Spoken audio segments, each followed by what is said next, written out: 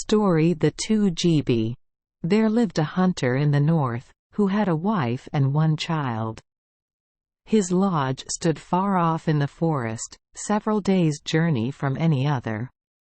He spent his days in hunting, and his evenings in relating to his wife the incidents that had befallen him. As game was very abundant, he found no difficulty in killing as much as they wanted. Just in all his acts, he lived a peaceful and happy life. One evening during the winter season, it chanced that he remained out longer than usual, and his wife began to fear that some accident had befallen him. It was already dark. She listened attentively, and at last heard the sound of approaching footsteps. Not doubting that it was her husband, she went to the door and beheld two strange females. She bade them enter, and invited them to remain. She observed that they were total strangers in the country. There was something so peculiar in their looks, air and manner, that she was disturbed by their presence. They would not come near to the fire.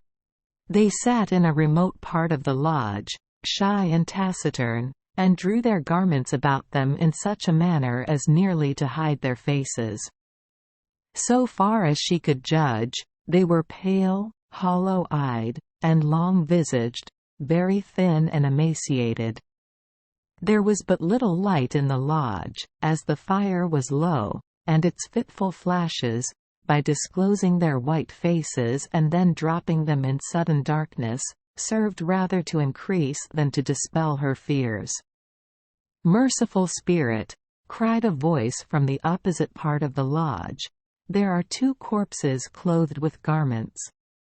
The hunter's wife turned around, but seeing nobody save her little child, staring across from under his blanket, she said to herself, "The boy cannot speak. The sounds were but the gusts of wind." She trembled, and was ready to sink to the earth.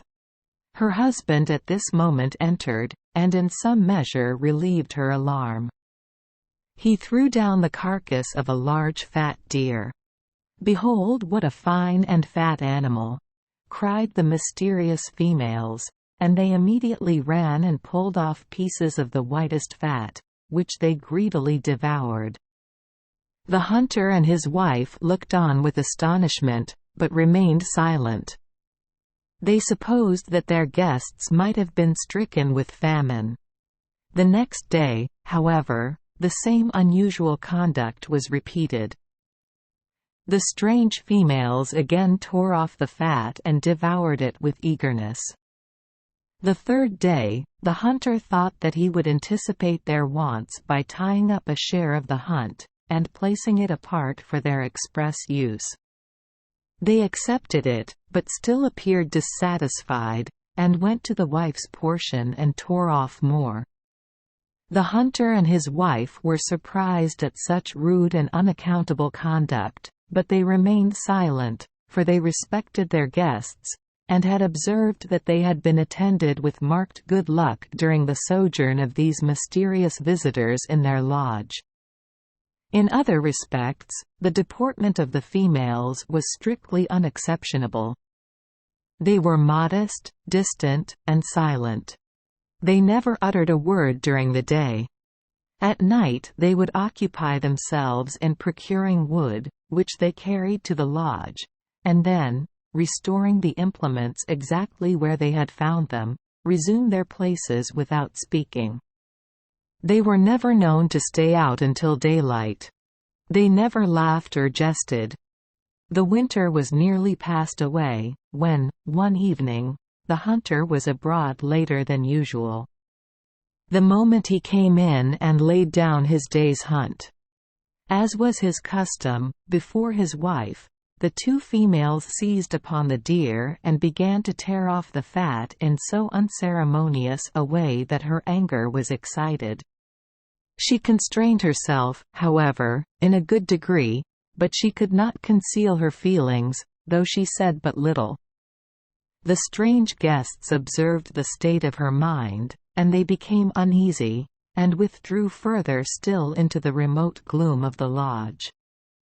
The good hunter saw the eclipse that was darkening the quiet of his lodge, and carefully inquired of its cause, but his wife denied having used any words of complaining or reproach. They retired to their couches, and the hunter tried to compose himself to sleep, but could not, for the sighs and sobs of the two females were incessant. He arose on his couch and addressed them as follows. "Tell me," said he, "what is it that gives you pain of mind and causes you to bemoan your presence here? Has my wife given you offense, or trespassed upon the rights of hospitality?" They replied in the negative. "We have been treated by you with kindness and affection.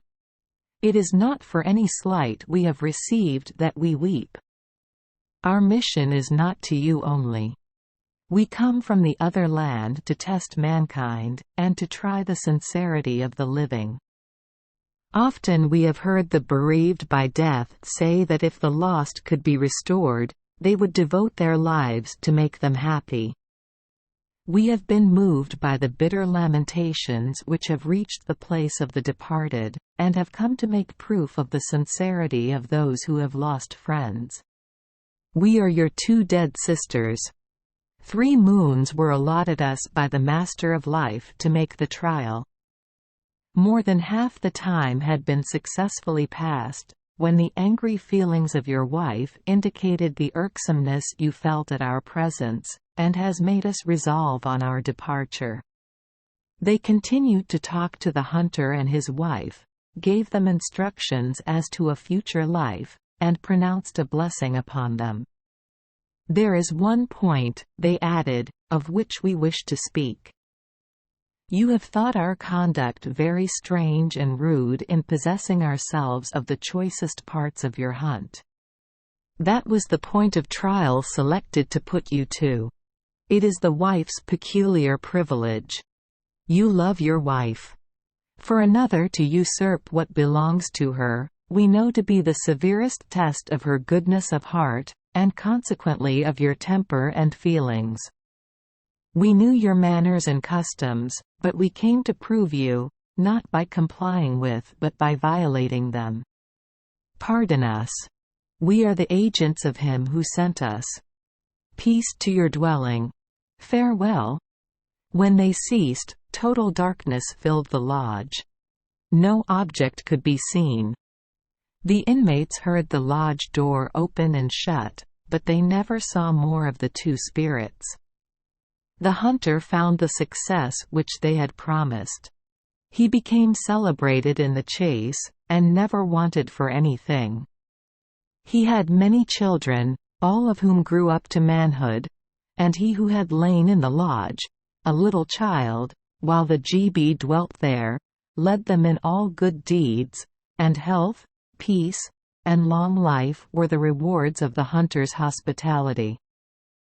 Thank you for joining us for today's fairy tale. We hope these stories bring joy and meaning to your day. If you love our channel, please hit the subscribe button so you won't miss any exciting tales. Wishing you a good night and sweet dreams. See you in the next story.